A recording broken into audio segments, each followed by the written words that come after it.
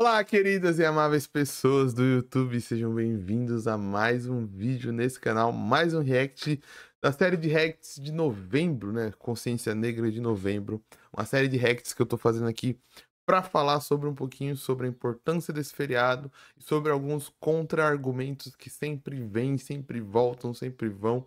E todo mês de novembro é um sofrimento, é um feriado que não se pode apenas comemorar, tem que se debater. Eu acho que é um dos poucos feriados aqui no Brasil que a gente tem que ficar debatendo, mesmo tendo a história que nós temos, mesmo tendo a história de sofrimento, mesmo tendo o contexto gigantesco que nós temos de sofrimento. Esse feriado é sempre um feriado de debates.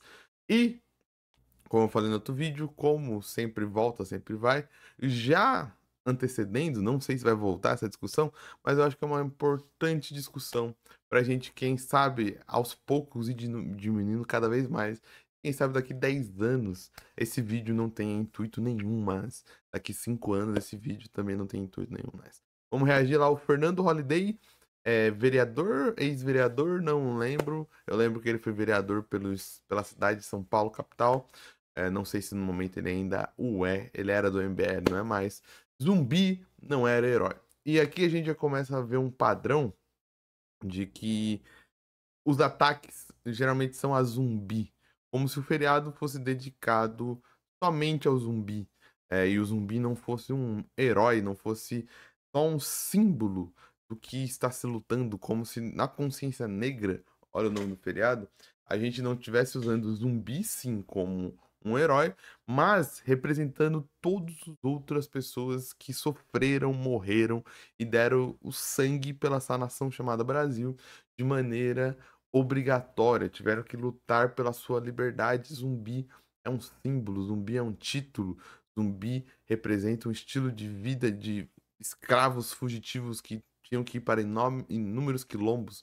O quilombo de Palmares não é o único que temos, mas é o quilombo que a gente usa para lembrar da palavra quilombo, para lembrar do que é um quilombo, para lembrar por que tinha que existir um quilombo. E geralmente os ataques vão muito a zumbi.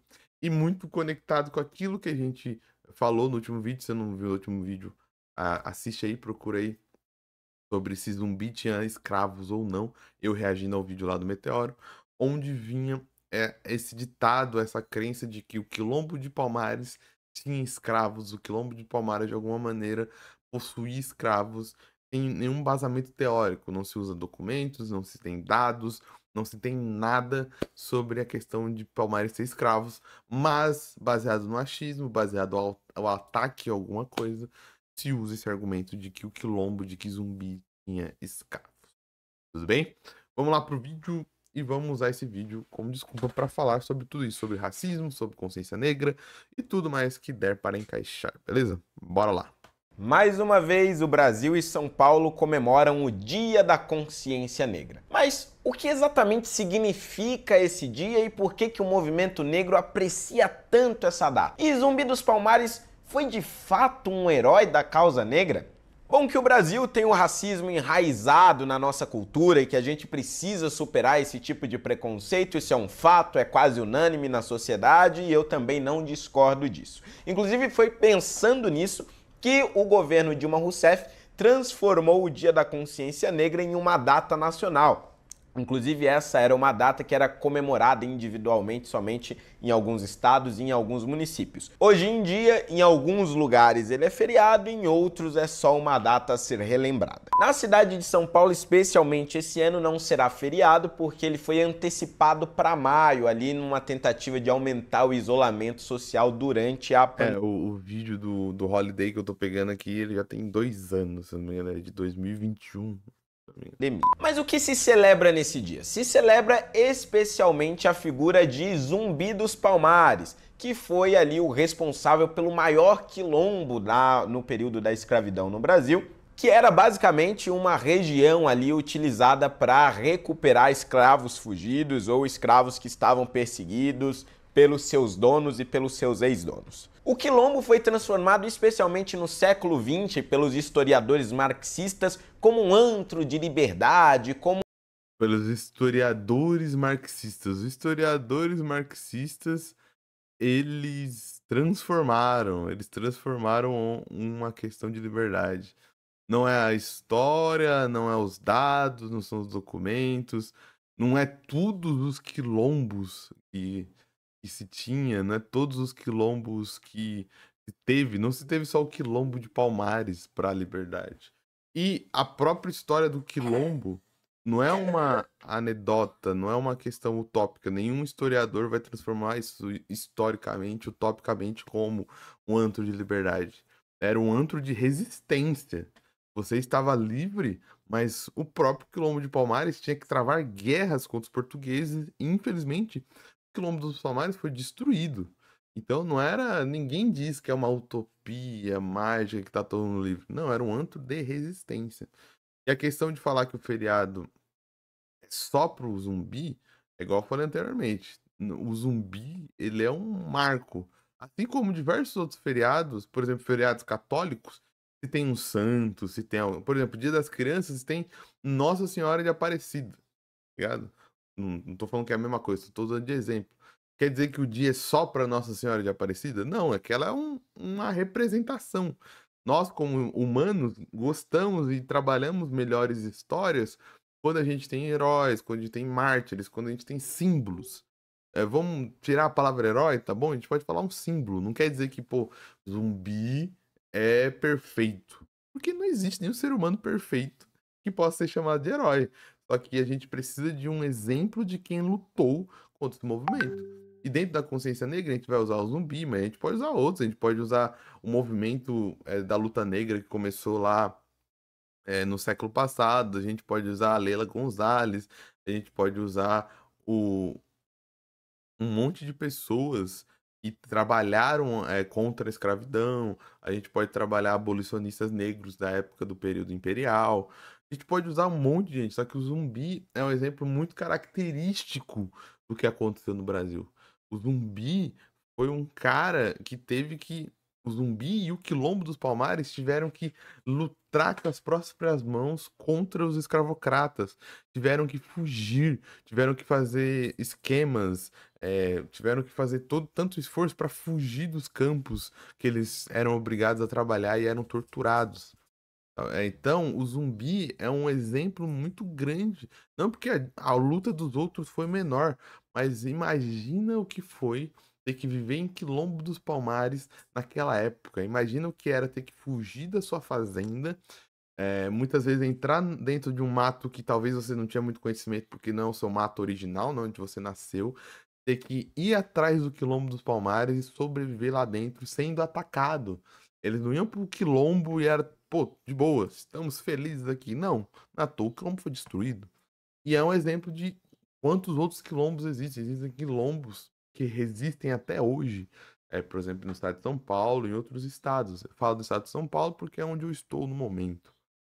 Como uma espécie de movimento de resistência à escravidão que existia na época. Vamos lembrar que Zumbi dos Palmares existiu ali, muito provavelmente, no meio do século XVII, e através daquele período foi quando ele organizou diversas fugas de escravos de grandes fazendas e de grandes donos de engenho. Portanto, teoricamente, Zumbi seria um libertador que teria organizado ali diversas batalhas, inclusive com donos de engenhos e com bandeirantes e com diversas outras figuras que perseguiam e caçavam escravos, como os famosos capitães do mar. Entretanto, até mais ou menos 1930, 1940, a maioria dos historiadores não ousava falar muito de Zumbi dos Palmares porque, do ponto de vista prático mesmo, de fatos históricos, pouco se sabia sobre a sua figura e sobre uma outra figura também, que era a Dandara, que também participou com ele, era sua esposa ali,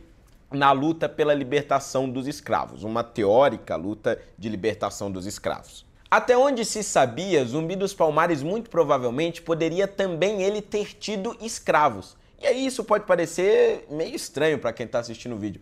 Ué, mas ele próprio era negro, vivia num contexto de escravidão, como que ele poderia reproduzir isso de alguma forma? Bom, é muito simples, porque a cultura da qual o Zumbi vinha, a cultura com a qual ele estava acostumado, inclusive na África, era uma cultura monárquica, ou seja, a monarquia, a hierarquia monárquica era algo comum a ele. E dentro dessa monarquia, o trabalho escravo também era algo comum. Ou seja, negros escravizavam negros ali no meio de diversos povos africanos. Né? Em diversos povos, o trabalho escravo era tido como algo normal. Principalmente quando nós tratamos especialmente dos prisioneiros de guerra. Esses grupos se degladiavam entre si, inclusive até hoje existem diversas rivalidades entre os milhares grupos e os milhares povos africanos que existem no continente. E nessas guerras, os que eram aprisionados, os que eram capturados, se não eram mortos, eram transformados em escravos. Então, Primeiro, percebe que se usa um vácuo para se tentar fazer um debate. Ele usa o vácuo de falta de provas sobre o Zumbi. Realmente, não se tem muito dados sobre a pessoalidade dele, a pessoa dele. Mas tem muitos dados dos conflitos que aconteceram. Então sabemos com exatidão que o Quilombo, sim, era atacado e atacava os engenhos, atacava Portugal. E atacava por conta de querer manter seu movimento de liberdade. Isso nós temos como falar. Existem dados, existem documentos históricos desse ataque. Tanto por parte dos portugueses que tiveram que atacar e destruir o Quilombo dos Palmares por uma questão de agricultura, né? Que eles precisavam daquela terra porque eles estavam perdendo na competição, principalmente para algumas outras ilhas de colônia espanhola, por exemplo, de colônia holandesa e de colônia francesa e tudo mais. Então a gente tem esses dados de que houve esses ataques e tudo mais. Agora, não é porque agora a gente usa os dados, em vez de a gente ficar nos dados e nos fatos, ó, esse aqui era um quilombo. O quilombo tinha essa tradição, a gente sabe isso baseado em inúmeros outros quilombos, a gente sabe isso baseado no número de escravos fugidos. Você acha que escravos fugidos iriam para um quilombo onde se tem escravos, onde a notícia iria se passar, já que as informações da onde era o quilombo e tudo mais se passavam, e se tinha estratégias para se libertar escravos? Só que se usa esse vácuo para criar uma ideia baseado basicamente num preconceito e baseado em nada também, porque ele fala da África, assim como o Narlock fala da África, como se a África fosse um monolito. Todas as tribos da África são iguais. E o Zumbi, com certeza, baseado em nada, baseado em fato nenhum, era de uma tribo que tinha trabalho escravo. Entende? O que a gente tem de fato não se usa. Que é as guerras, as disputas, o movimento e tudo mais. Você acha que se Zumbi comercializasse escravos, se Zumbi fizesse uma fazenda e vendesse coisa pro português, você acha que ele não teria, ele teria que ter acesso a grana, ele teria que ter acesso a dinheiro? Escravidão por guerra. Como que o Zumbi vai fazer uma escravidão se eles estão num quilombo, eles estão lutando com os portugueses, só se eles escravizar os portugueses, tá ligado? Não faz sentido, cara, não faz sentido nenhum. E depois ele usa um negócio, não, da África e tudo mais, todo mundo. E fazendo um sinônimo que se faz, é um sinônimo, gente, que a gente tem que tomar cuidado. E aqui não é para falar que existe trabalho escravo bom, trabalho escravo ruim. Mas o tipo de escravidão que a gente via na Europa, inclusive, e eles não falam, né? Mas parece que a Europa era todo mundo bonzinho, né? Não era um monte de tribos também que brigavam, né? Na época do Sacro Império Germânico não tinha 1 milhão de países na Europa separados, né? Não tinha um monte de milhão de tribos brigando, né? Mas não é que toda escravidão é ruim, não é isso. Mas o sistema escravista colonial, ele é único. Ele é um sistema escravista colonial único, baseado na exploração de pessoas e na morte e no comércio de pessoas para produzir as plantations, que você vai lembrar do seu professor de história. Plantations são monoculturas coloniais para exportação baseadas na mão de obra escrava. Não tem comparação, e não é porque é bom ou ruim, mas porque se usa essa comparação para diminuir o peso da escravidão colonial, para se passar um pano para a escravidão colonial, para jogar a escravidão na culpa das próprias tribos africanas, mas o tipo de escravidão por dívida, por guerra, por algum conflito é totalmente diferente do tipo de escravidão para a produção da plantation colonial. Bem, você tinha servidão até dentro do judaísmo e cristianismo. E até essa servidão geralmente era para pagar uma dívida, e quando pagava a dívida acabava. Não era uma servidão de tipo, ó, você é um escravo, eu posso te punir. Inclusive lá Moisés vai escrever no Pentateuco até alguns requisitos de como tratar bem o seu servo, né? E de novo, não é porque tem uma servidão boa e uma servidão ruim. Só que se utilizam da mesma palavra sem dar o contexto da diferença delas para falar que é a mesma coisa e para falar que não, os próprios africanos se escravizavam. Não, a escravidão a própria África apoiou. Como se isso fosse diminuir o peso da escravidão, mas isso é feito para não contextualizar, não caia nisso. O projeto de escravidão, tanto de espanhóis, quanto de ingleses, quanto de portugueses, na América, é um fato único de genocídio contra uma população. É um fato único. É uma maneira única. Nunca a gente tinha visto isso em outro tipo de população. A venda e o comércio, a exploração de escravos nesse nível. Se utiliza isso para a diminuição da história, utiliza isso para, de alguma maneira, passar um pano na história, usando um termo moderno, um pano na história dessas potências coloniais. Bem, então se usa um preconceito com a África, se usa uma ideia distorcida do que era a servidão no continente africano e europeu, para se passar um pano no esquema de escravidão colonial da plantation, e para falar que zumbi é isso, zumbi não, zumbi era um homem mau, né? Zumbi era um homem do século XVII, então provavelmente esses escravos baseado em nada. Quando o Zumbi institui o Quilombo dos Palmares, é natural que ele reproduza aquilo que ele tinha como exemplo da sua cultura. Portanto, algo muito semelhante a uma monarquia, onde ele era o chefe dos quilombos. Abaixo dele você tinha ali uma casta que servia, né? Eram uma espécie de nobres que serviam a ele, e você tinha também o trabalho escravo, que era basicamente, provavelmente, aqueles que dentro do quilombo de alguma forma se revoltavam contra a autoridade de Zumbi, ou que de alguma forma descumpriam as regras estabelecidas dentro do próprio quilombo. O Leandro Tipo, vai falar do Narlock. Tipo, a história baseada em fatos, ninguém quer falar dos conflitos, das guerras e tudo mais. Mas, para diminuir o zumbi, vamos criar uma série de suposições, uma série de ideias, uma série de ideias dentro da nossa cachola, baseada em preconceito ao continente africano, pra gente conseguir diminuir. E aí eu te pergunto, qual que é o propósito disso? Por quê? Qual que é o propósito de se que... Por que o propósito de se revisitar personalidades históricas? Quando o outro lado faz isso com personalidades que a gente tem dados, por exemplo, quando a gente volta, sei lá, para Monteiro Lobato, e a gente fala, gente, Monteiro Lobato é racista, mas não baseado na minha suposição, baseado nessa carta aqui, falando que ele achava que o Brasil tinha que ter uma Ku Klux Klan. Não, gente, o Monteiro Lobato é racista. Mas não baseado no que eu quero, o que eu acho. Eu não quero nada do Monteiro Lobato. Mas baseado aqui no fato de que o Monteiro Lobato era membro da Sociedade Higienista de São Paulo. Aí é lacração, é mimimi, querem se rever história. Gente, história não é baseado no que eu acho. É baseado em dados. Eu usei o exemplo do Monteiro Lobato para falar isso.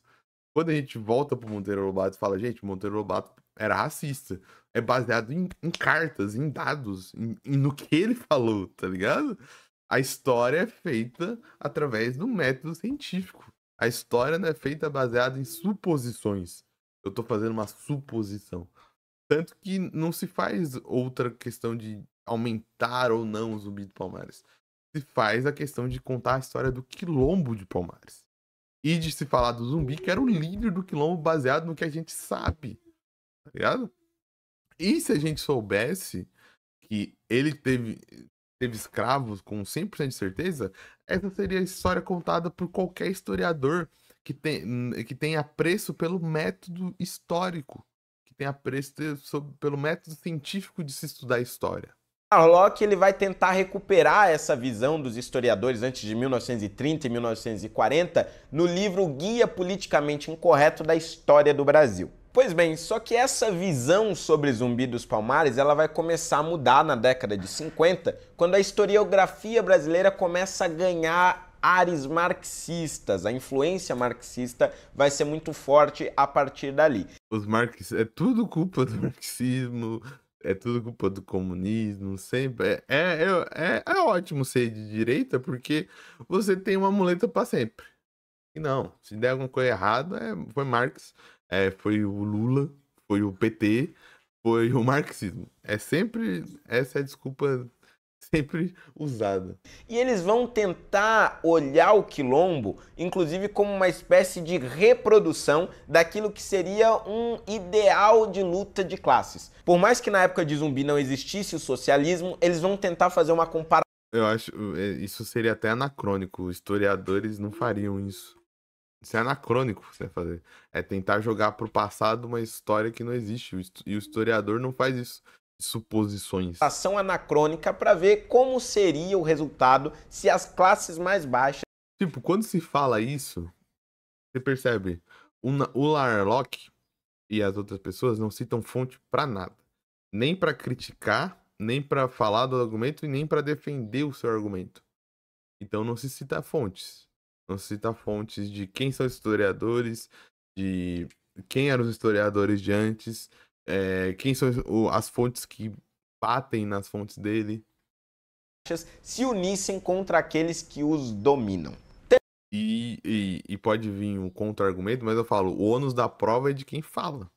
Eles estão falando, então o ônus da prova é deles que tem que trazer as referências. Tempos mais tarde, Décio de Freitas vai escrever o livro Palmares, a Guerra dos Escravos, onde ele vai construir principalmente essa figura mítica de Zumbi como um grande herói, como um símbolo do marxismo, só que sem diversas fontes históricas. É um livro ali repleto de achismos. Hoje, inclusive, Olha, seja bem-vindo a seu vídeo, cara, com todo respeito. Seja bem-vindo a seu vídeo. Boa parte dos historiadores reconhecem que esse livro do Décio de Freitas não é uma grande referência, mas fato é que ele foi fundamental para a criação deste mito completamente falso de Zumbi. E por fim, além desse problema óbvio aí, que é uma figura que a gente homenageia, mas sem saber muito bem como ele era, quais eram os seus valores, a gente também tem um nome que não é muito agregador, né? Que é o de uma consciência negra. Tudo bem, é evidente que o Brasil não deve esquecer o período da escravidão, a gente deve relembrar isso de alguma forma, só que o termo consciência negra, ele passa uma ideia, sim, de segregação, passa a ideia de que os negros jamais se tornarão iguais aos brancos por conta da sua história passada, ou de que os negros Quer ver, ó? Vou trazer agora uma série de documentos que falam sobre um pouquinho da história de Palmares. Ó, trazer alguns documentos aqui que numa pesquisa rápida pela internet, usem a internet a seu favor, você acha. Você acha e você vai ver como a história é feita pelos historiadores, quebrando aquele mito dos historiadores marxistas, que não tem um método, e como a gente sabe o que a gente sabe sobre Palmares. Primeiro, ó, a gente tem esse artigo aqui do Raimundo Nina Rodrigues, As Sublevações de Negros no Brasil Anteriores ao século XIX. E aqui ele faz todo um apanhado do que foi Palmares territorialmente e como um reino, como uma espécie de estado.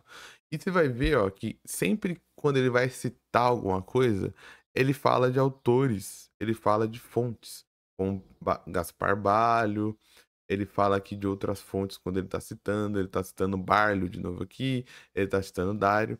E aqui ele faz um apanhado de como o Palmares foi se desenvolvendo como quilombo, como estrutura. Aqui você tem uma notícia sobre a análise de documentos históricos, de fontes originais. Aqui uma pesquisadora da Unicamp analisou um documento original de um acordo de paz do governador de Pernambuco da época com os quilombos, com toda aquela questão que estava se desenvolvendo, ou seja, a história é baseada não no marxismo, mas baseada em documentos, baseada em algum tipo de coisa. Aqui tem um livro que eu achei antigão, de 1958, chamado O Quilombo dos Palmares. Isso, O Quilombo dos Palmares, onde no final do livro ele anexa uma série de documentos da época sobre, principalmente sobre o lado português, sobre a questão dos acordos, sobre ordem de governador sobre o quilombo, até o documento onde fala sobre a vitória de Portugal contra o quilombo. Por que eu trouxe tudo isso para vocês verem? Para falar que se há alguma acusação, se há algum dado histórico realmente de que o Quilombo de Palmares utilizava mão de obra escravas, a gente teria documentos para comprovar a existência disso. E aqui não é uma acusação, não é uma defesa de um ser supremo chamado Zumbi dos Palmares. É só para falar, gente, que história coletiva, história do povo humano, não é baseado nos nossos achismos, mas a gente tem que basear em fontes, em dados. E aqui eu estou mostrando várias obras que falam sobre o Quilombo dos Palmares. Você pode achar diversas outras, deve ter diversas dissertações de mestrado, diversos artigos, diversas teses. Trouxe três só, nem vou ler elas, mas para você ver que os historiadores certos têm a ideologia que eles têm, seja de esquerda, seja de direita, mas eles usam fontes históricas, eles usam documentos, eles usam entrevistas, eles usam cartas, eles usam manifestos, eles usam leis para construir uma história daquilo que existe. E essa construção de um zumbi que escravizava os próprios negros é baseado simplesmente no achismo, é baseado simplesmente no eu quero, é baseado simplesmente eu quero derrubar a figura de Zumbi de Palmares por algum motivo, não sei qual que é o motivo, não sei qual que é esse intuito de atacar tanto o Zumbi de Palmares, é como se ataca. E o intuito de atacar o Quilombo dos Palmares, como se ataca.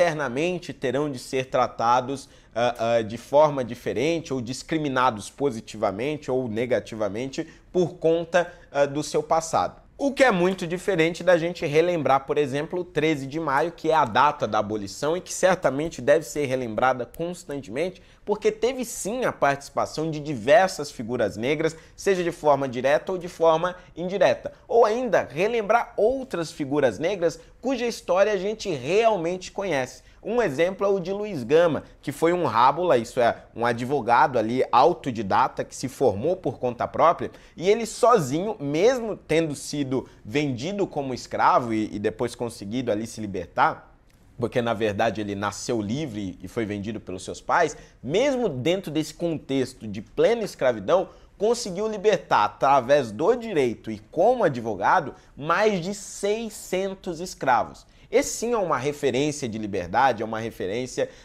de um negro que... Mas a gente pode falar dos dois. A gente tem dados, alguns documentos ali que eu mostrei, falam de, no máximo, numa conta super alta, no máximo super alto, feito por historiadores e feito por várias pessoas lá dos dados, de 20 mil pessoas que saíram do seu auge de escravo para morar no quilombo. Isso não é um exemplo de resistência também? Isso não diminui a história do Luiz Gama e não diminui a história dos zumbis. Os dois são referências. O Luiz Gama é referência, o Quilombo de Palmares é referência também. Sabe? Por que a questão de querer destruir um para levantar o outro, sendo que os dois, nas suas épocas, das suas maneiras, lutaram contra esse esquema escravista? E a questão da liberação, da abolição e liberação dos escravos é porque é um ato político que foi não uma liberação, mas uma jogada dos escravos a ver navios, né? A abolição não foi uma abolição que tentou, de alguma maneira, destruir o racismo, reconstruir essa sociedade, dar oportunidade para o povo que era escravizado. Foi simplesmente uma abolição feita politicamente por uma questão política do império, que inclusive dependia tanto da escravidão que acabou um ano depois por não ter mais os escravos para usar, né? Foi simplesmente uma lei para inglês ver que não aboliu os trabalhadores e trabalhadoras. Na verdade, só jogou eles para a liberdade, jogou eles para um tipo de sociedade que não acolheu eles, não houve nenhum tipo de migração da abolição, e os escravos continuaram. Alguns continuaram escravos ainda, trabalhando dentro das fazendas, porque era a única maneira que tinha de sobreviver. E porque o próximo projeto político do governo que sucedeu e que vinha dessa questão do império era de apagar os escravos. Era um projeto de eugenia. Pesquisa aí sobre o ministro brasileiro que foi para uma conferência na Europa sobre antropologia, e ele falou que em 100 anos ele vai lá em 1910 e 12, em 100 anos ele queria que o Brasil fosse 90% branco. Então, a questão da abolição é porque a gente nem acabou com todas as feridas ainda e nem cicatrizou todas as feridas que a gente tem da escravidão, e nem foi uma abolição que de verdade enxergou a liberdade dos escravos. Foi uma abolição totalmente política. E também não é feriado, não é uma data comemorativa, a gente tem tempo de refletir sobre isso, né? Conseguiu superar todas as suas adversidades e alcançar mais do que o sucesso, mas alcançar a liberdade para centenas de outras pessoas. Por isso fica a reflexão que o Dia da Consciência Negra, na verdade, lá no fundo, ele favorece especialmente as teses segregacionistas da esquerda, que continua defendendo a divisão como um meio para governar, é o clássico nós contra eles. E além disso, também é uma data que acaba incentivando uma figura mítica criada a partir de uma visão marxista. Desculpa, o Casemiro cancelar. Desculpa, mas é baseado em nada, né? Desculpa, Holiday. É baseado em nenhum dado, é baseado em nenhuma pesquisa, em nenhum estudo. É baseado simplesmente no achismo do Larrock que você bebe e continua repassando, né? Vou ficando por aqui. Espero que o vídeo tenha sido bom de alguma maneira. Se você gostou, se você curtiu, não deixa de curtir, comentar, compartilhar. Se você é novo por aqui, não esqueça de se inscrever. Eu vou ficando por aqui. Um grande abraço e tchau!